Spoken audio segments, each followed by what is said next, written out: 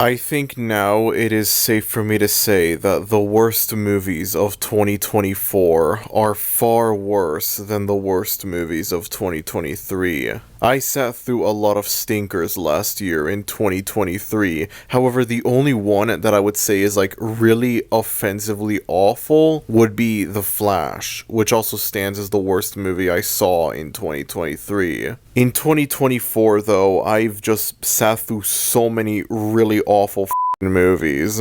I've sat through great movies, don't get me wrong. Every year has great movies and bad movies, but the bad movies that have come out this year, oh boy, they hit. I'll just say that right there. And so today we're going to be talking about another bad movie that has come out this year. Unfrosted, a movie about how Pop-Tarts were made. This movie came out a few days ago on Netflix. It's from Jerry Seinfeld, who you might know as the genius behind one of the greatest movies ever made, B-Movie, and he also made some old show called Seinfeld. It's probably nothing special, I don't think. On a serious note, though, it's funny that I mentioned B-Movie because this is his first film since B-Movie in 2007, nearly 17 years ago. Jesus, man. In only 3 years, 2007 will be 20 years ago. I don't know how to feel about that, really. This also means that next year, B-Movie will be too old for Jerry Seinfeld to date, much to his dismay. If you know, you know.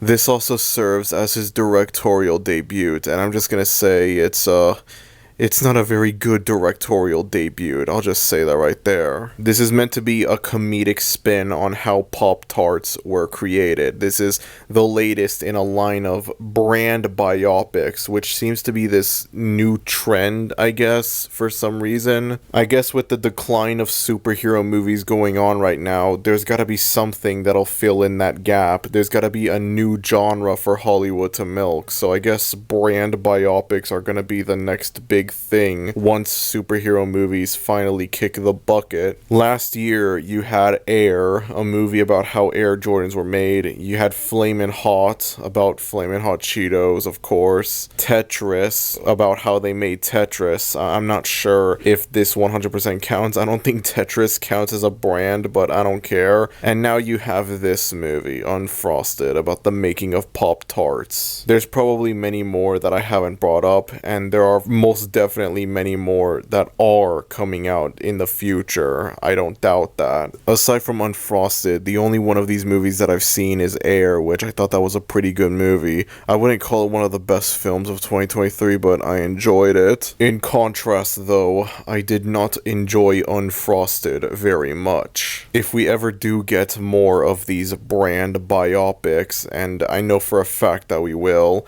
I can only hope that none of them end up being as bad as Unfrosted. Prior to the release of this movie, Jerry Seinfeld stated in an interview that he believed comedy wasn't the same as it used to be. Modern comedy isn't as edgy as it used to be, and it's thanks to the left and how they want to make everything woke and politically correct and whatever. Which is really funny to me because, number one, black comedy still exists. There are shows out there that have dark humor that is either still going on to this day or they're still like fairly recent shows, even if they have ended. And number two, Unfrosted has some of the worst, unfunniest humor I've seen in any movie ever. There are no offensive, edgy jokes in this movie or anything like that. This is not a black comedy in the slightest. What it is, though,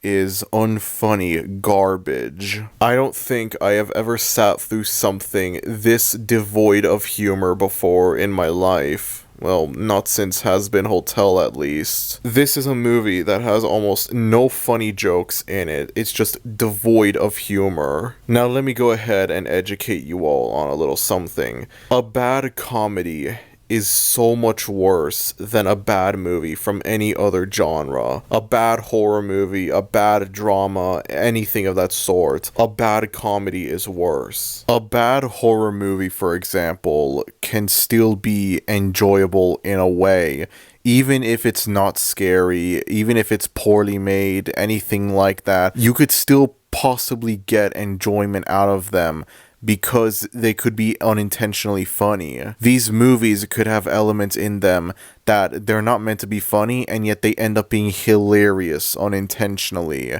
And so they could become like, guilty pleasure movies or something like that. Something akin to like all those like really cheesy 80s slashers. You wouldn't call them good movies, but they're so damn fun and enjoyable to watch. So like even if they're not great movies, you can still enjoy them. You think about the two most famous so bad it's good movies, The Room and Birdemic. The Room is meant to be this serious drama. Birdemic is meant to be this horror film about evil birds, and both movies end up being unintentional comedies. The Room is meant to be this drama that you're supposed to take seriously, but you cannot take it seriously because of how bad it is. But it reaches a level of just, it is so unbelievably awful, it fails on so many levels that it turns around and becomes unintentionally funny. The Room and Birdemic are meant to be a drama and a horror film respectively, and they both end up being unintentional comedies. You can get ironic enjoyment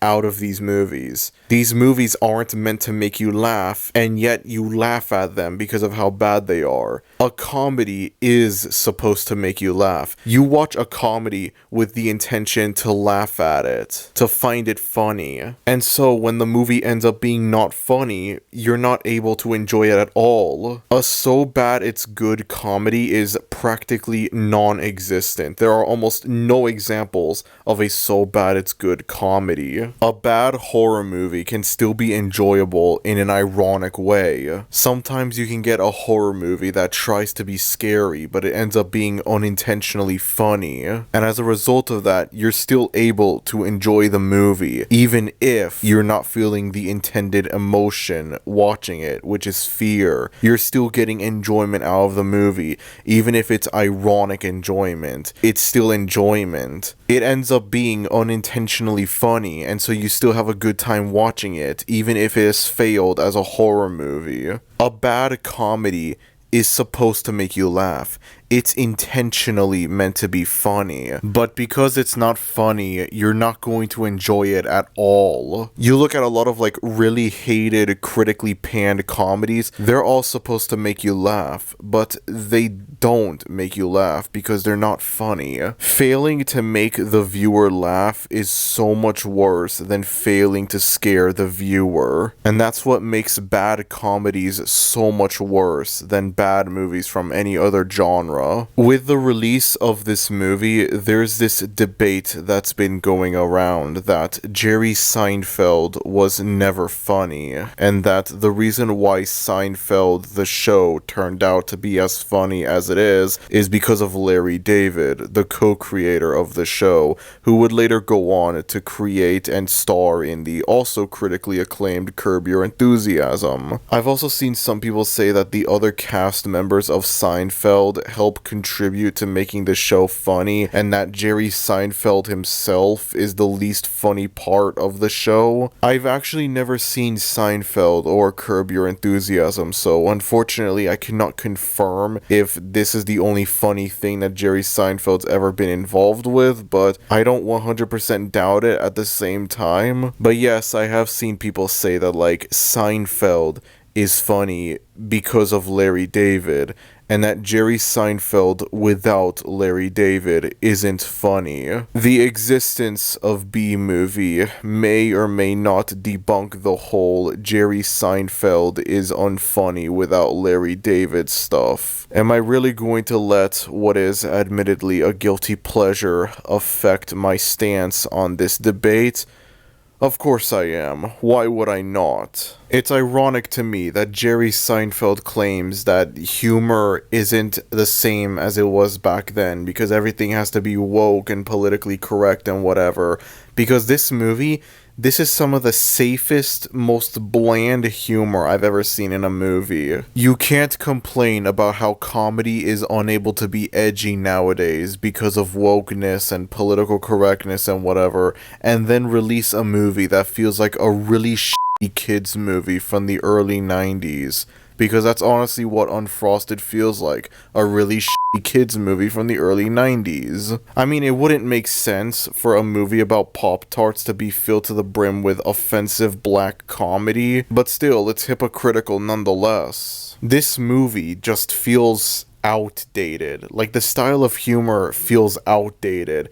This doesn't feel like a movie from 2024. This movie takes place in 1963, and so it tries to go for a 1960s feel, but like, you can still have a movie be set in the past while also have it feel like a movie that came out this year. I don't know what it is, there's just something like off about this movie. It just doesn't feel like a movie that would come out this year in 2024. It feels like a really bad kids movie from like the early 90s. And that's another thing that gets to me as well. Who is this movie intended for? There are several moments in this movie where it's like, it feels like it's trying to be a kids movie, a family movie, something like that. But then there's scenes in it that clearly hints at like, no, this is not a kids movie at all.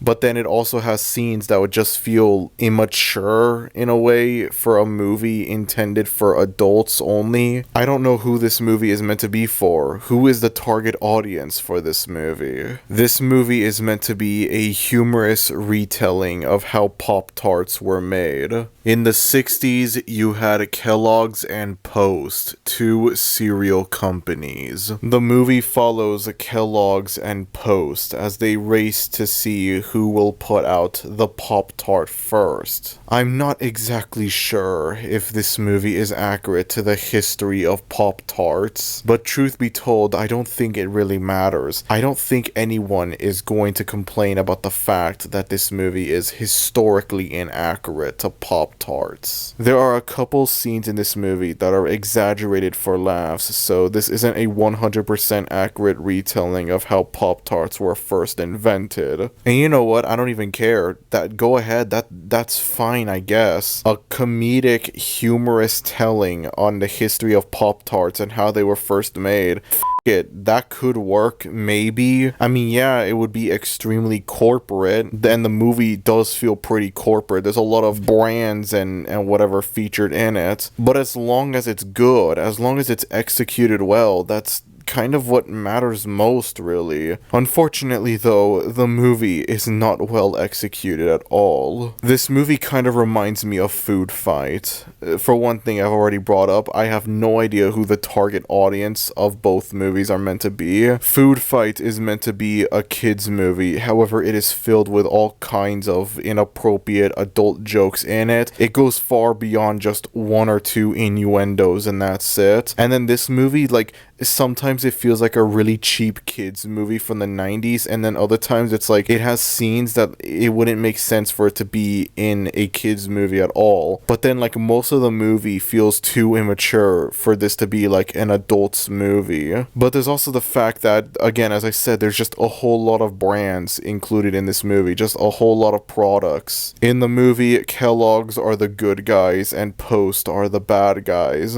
And so throughout the movie, you have cameos from different Kellogg's mascots. Tony the Tiger, Toucan Sam, Snap, Crackle, and Pop, etc. There's also brands that aren't from Kellogg's, but they're still referenced anyways, just because. In some parts of the movie, you have cameos from the Quaker Oats guy and Chef Boyardee for some reason. I have no idea at all. Consume product. This makes me want to go to the store and buy product. In addition to Jerry Seinfeld, you also have Amy Schumer in this movie, who I guess is meant to be the main villain. Now, I'm gonna go ahead and admit something, and to a lot of you this might come off as a good thing, but I actually don't know a whole lot about Amy Schumer's work. I'm not very familiar with it. I'm aware that she has a pretty bad reputation. A lot of people say that she's a really unfunny comedian. I am, for better or worse, not familiar with her work at all, so I unfortunately cannot 100% verify if she is indeed unfunny or not. But from what I've seen of her in this movie, yeah, I don't doubt the possibility that she's unfunny. I don't doubt it at all. I mean, to be fair though, the whole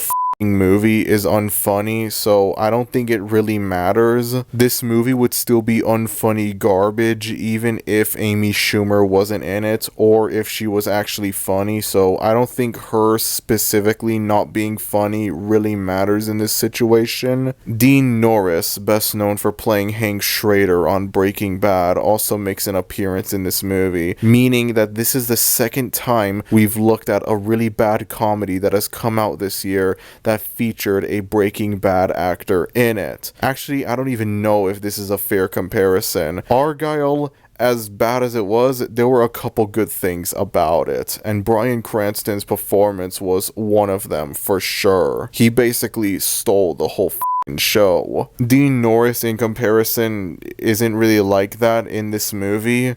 It's a cameo, basically. That's all that it is. He only appears in one scene, and the one scene that he's in is unfortunately not funny at all. I mean, it's not his fault that the movie is unfunny or anything like that, but still, what a waste, man. Guess Walter White ended up winning at the end. He had the better movie. I didn't think it was possible for a movie to be this unfunny.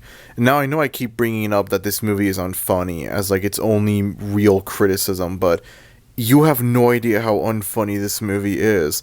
There are almost no funny jokes in this movie at all. It tries so desperately to make you laugh, and it's just, you are unable to laugh at it at all. It's no surprise that comedies are nowhere near as popular as they once were, when this is the kind of crap that we're getting. Honestly, this movie is so bad that it makes me kind of glad that comedies aren't relevant anymore. It sucks that we aren't going to get that many decade-defining comedies in the 2020s like we did in the 80s, 90s, and 2000s. But if it prevents more movies like Unfrosted from getting made, then sure, I'm up for it. Hell yeah. I hate the fact that, like, you look back at the 2000s, there was just banger after banger after banger coming out. We were eating good in the 2000s. And then nowadays, with the obvious exception of Barbie, there's just nothing else coming out that's really noteworthy. And honestly, I'm not even sure if Barbie holds a candle to a lot of the iconic comedies that came out in the 2000s. But you know what? Regardless of how you feel about Barbie, whether you love it or you hate it, at least we can all agree on one thing. It's not Unfrosted. There is legit only one funny joke in this entire movie, and that's it. At one point in the film, Kellogg's hosts a Q&A panel where you just have all these like random characters thrown in. Chef Boyardee is one of them because product placement. And then you just have this like computer thing that's there. And so this computer is like scanning different people, identifying when they were born and when they are gonna die. It scans this one person and it says like that person is going to die today, and just like that the guy ends up dying. And I just started laughing at it because it came out of nowhere. It caught me off guard. It's like, where the hell did this come from? And it's made even better by the fact that literally nobody acknowledges it at all. None of the characters pay any attention to it. It is never brought up again in the entire movie. This guy dies and then that's it. The Q&A scene just comes and goes as if nothing happened. So it just makes you question, like, what the f*** was the point of this in the first place? Are we supposed to laugh at this? I mean, it's funny because of how out of nowhere it is, but what's the point of it? You could have excluded this out of the movie and nothing would change at all. In no way does this scene affect the movie. It's just utterly pointless. The only funny scene that's in this movie, and it consists of a guy dying, and it serves literally no purpose to the rest of the movie. It doesn't affect the rest of the movie in any way. That just speaks volumes to how unfunny this movie is. That should say a lot about the quality of the humor in this thing. There's also just several subplots in this movie that go literally nowhere at all. Throughout the movie, there are these milkmen that act as secret spies, agents, I don't know. They spy on Jerry Seinfeld, and then in one scene, a milkman manages to kidnap kidnap him. And so Jerry wakes up in this interrogation room full of milkmen. The leader of the milkmen confronts Jerry, and he's played by Peter Dinklage, so that's another celebrity cameo in this movie. And the scene ends with the milkmen forcing Jerry to walk down the aisle. Basically just a bunch of cow butts, and that's it. And there's like a lot of farting noises and whatever, fart jokes, and this is from the same guy who claims that comedies can't be edgy anymore because like everything has to be woke and politically correct and whatever. What the is edgy about this? This is the kind of thing I would see in like a really bad Disney Channel movie. What the are you on about comedies can't be edgy anymore? You ain't exactly helping that out by making this. Those live action Fairly Odd Parents movies from the early 2010s have edgier jokes in them than this. And then after that it cuts to Jerry taking a shower, and that's it. Never again are the milkmen seen, never again are they mentioned. This interrogation scene occurs midway into the movie, so you think that it would be an important subplot for the latter half, but it's not. After the aisle scene, the milkmen are just never seen again, never brought up again. This scene serves zero purpose. Why was it included? Near the end of the movie, there's a scene where all of the cereal mascots, Tony the Tiger and Snap, Crackle, and Pop and whatever, they all decide to go on strike because they believe that Kellogg's is prioritizing this new Pop-Tart project that they're working on over them, and they think that they're going to be replaced or something. I don't know. And so the day that the Pop-Tarts get reviewed and see if they could become a new product for Kellogg's to sell, all of the mascots, they go on strike. And I kid you not, there's a reference to the January 6th Capitol riots from 2021 just randomly shoehorned in for no reason. Now, I should be laughing at this. This is something that I should find funny. Just the absurdity of having the January 6th Capitol riots randomly referenced in a movie about how Pop-Tarts were made. I should find this funny. I should be laughing at this. But unfortunately, because of how awful the humor is in the rest of the movie, I'm not able to laugh at this. And again, it makes no sense at all. Why is there a January 6th reference? What's the point of it? If they included it as like a sort of social commentary or whatever, then like it would still make no sense to include it in a movie about Pop-Tarts, but at least it would kind of like be understandable. But no, it's just referenced in the movie and that's it. It serves zero purpose at all. It's like they decided, hey, you know what? Let's reference a recent event for no reason at all in this movie. Why the hell not? Much to Jerry Seinfeld's dismay, this and the guy randomly dying for no reason are the closest that this movie gets to having edgy jokes. The only two funny scenes in the entire movie, and they're both mildly edgy, I guess. Maybe Jerry Seinfeld was right after all. Maybe he had a point when he said comedy can't be edgy anymore. I don't know. The only funny scenes in this movie are both semi-edgy. That should say something right there. Anyways, by the time the mascots break into the building, the Pop-Tarts were already approved, and so like everyone just decides, well, okay, then I guess the strikes are over. And that's it. It's just never referenced again. What the hell was the point of this strike? What was the point of it? Why was it included? I guess to add some sort of like tension or something to the final act of the movie, the climax. I don't know. It's so stupid. Even the beginning and ending of this movie are affected by this. This movie begins with a kid running away. The only clue that he's running away is he has one of those running away sacks. I don't know what the hell you call these. I don't know if they have a proper term or not. He goes to a diner and orders 2 Pop-Tarts, and it is there that he meets Jerry Seinfeld, who decides to tell him the true story of how Pop-Tarts were made. And then the movie happens. Yes, the movie is told as a flashback. The movie ends with the parents finding the kid in the diner and the kid deciding to go back to his parents, and they all live happily ever after, the end. And that's all fine and good and well and all, except for the fact that Nothing is explained at all. This running away subplot serves zero purpose to the movie. You could have cut it out of the movie and nothing would get affected at all. Who is this kid? Why is he running away? Why did learning about how Pop-Tarts were made convinced him to go back to his parents?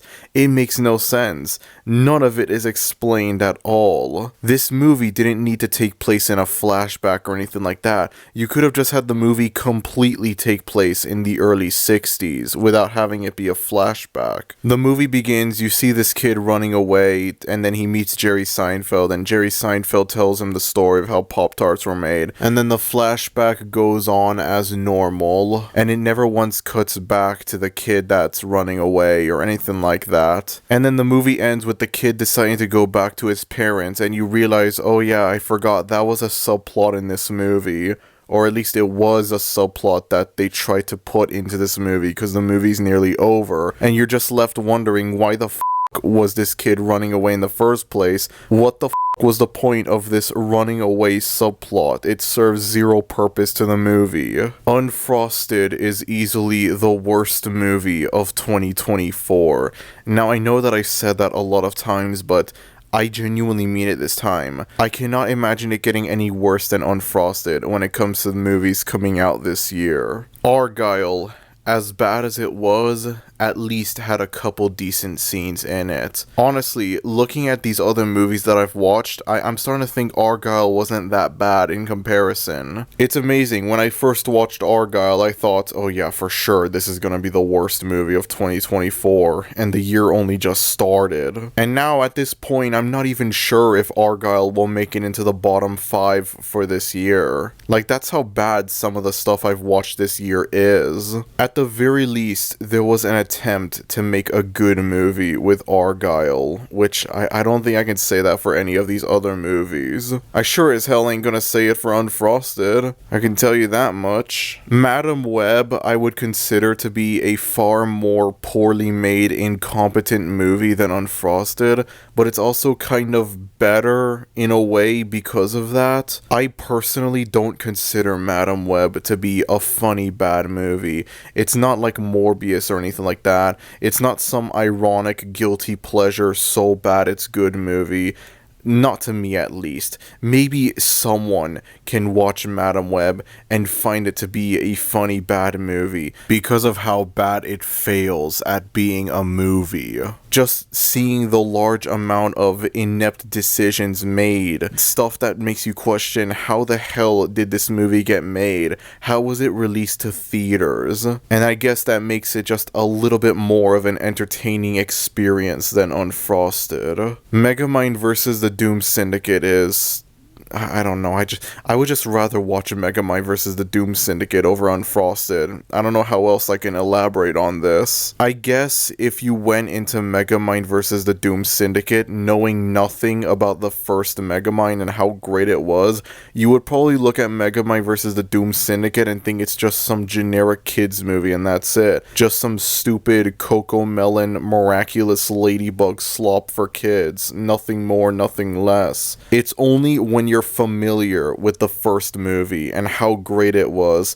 that's when Megamind vs. the Doom Syndicate becomes an awful movie. But even then, even with how awful Megamind vs. the Doom Syndicate is, I would still rather watch it over Unfrosted. This is the worst movie of 2024. This might actually be one of the worst comedies I've ever seen. Like, this is an all-time stinker right here. It's crazy. I didn't think a movie could be this unfunny before in my life. Even though I've never seen Seinfeld or Curb Your Enthusiasm, this movie makes me believe in the whole Larry David was the real genius behind Seinfeld, not Jerry Seinfeld stuff. Thankfully, this movie isn't bad enough to turn me away from ever watching Seinfeld. I'm not gonna let a really bad movie turn me away from one of the greatest TV shows ever made, especially since there's a very high chance that the title character of the show is not the reason why it's considered one of the greatest shows ever made.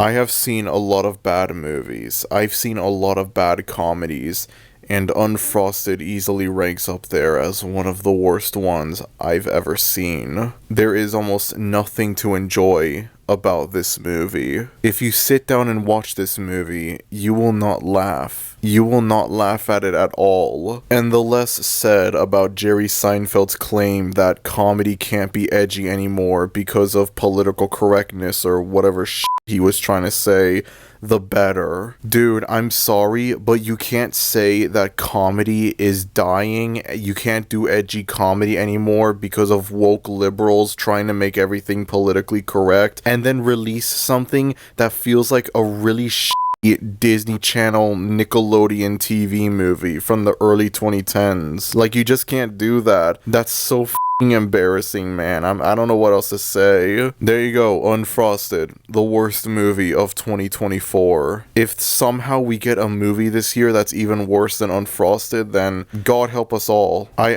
am so scared to think that. I'm so scared to think there could be a movie coming out this year that's worse than Unfrosted. It's unlikely, but it's unfortunately not impossible. Anyways, that's about it. If you enjoyed this video, then be sure to like, and if you're new to the channel, maybe consider subscribing, as it would be greatly appreciated. Thank you everyone for watching this video, and I will see you all next time. Adios.